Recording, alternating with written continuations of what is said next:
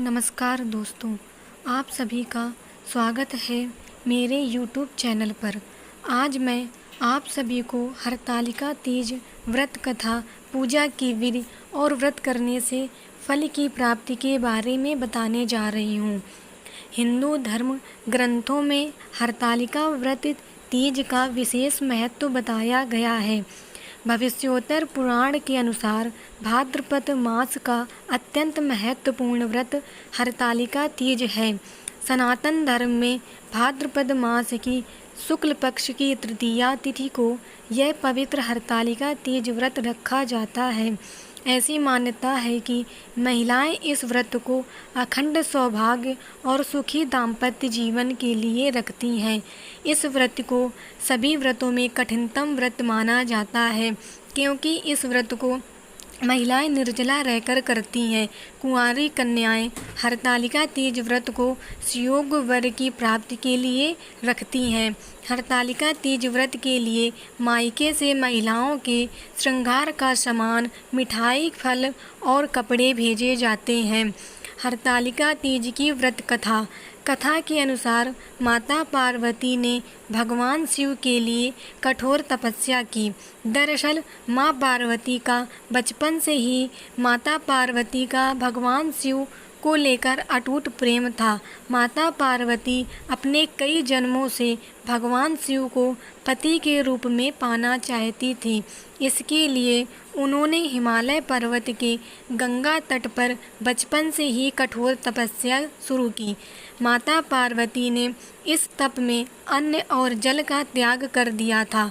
खाने में वे मात्र सूखे पत्ते चबाया करती थीं। माता पार्वती की ऐसी हालत को देखकर उनके माता पिता बहुत दुखी हो गए थे।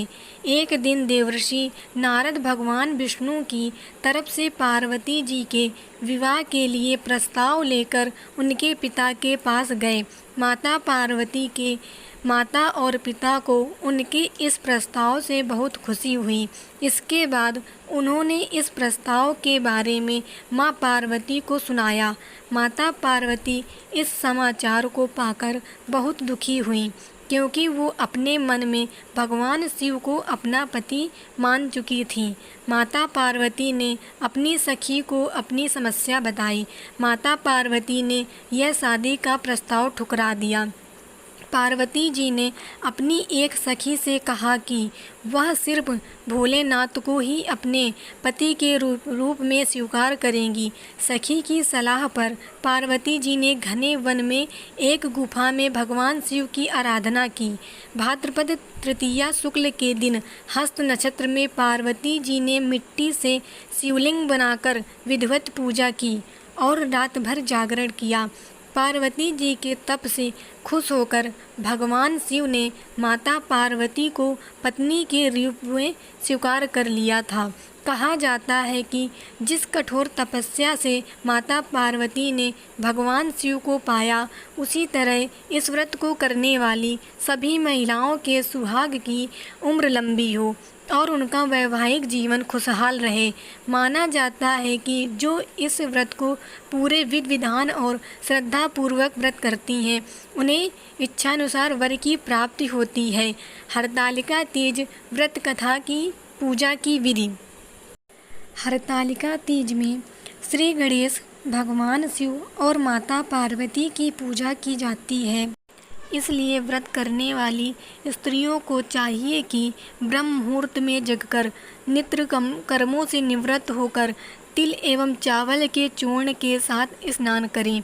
नवीन वस्त्र या साफ सुथरा वस्त्र धारण करने के बाद पवित्र स्थान पर आटे से चौक पूरकर केले का मंडप बनाकर गणेश, शिव, पार्वती की पार्थिव प्रतिमा बनाकर पूर्व की ओर मुँह करके सर्वप्रथम संकल्प लें, जो मन में अच्छा हो। फिर उपलब्ध सामग्री के साथ पूजन करें। सबसे पहले मिट्टी से तीनों की प्रतिमा बनाएं और भगवान गणेश को तिलक करके दूर्वा अर्पित करें।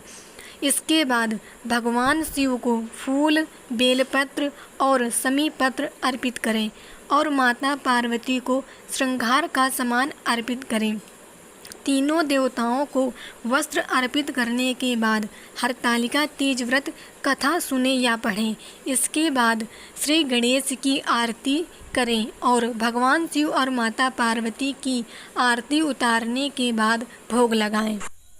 ओम नमः शिवाय। हमारे चैनल को लाइक और सब्सक्राइब करें। धन्यवाद।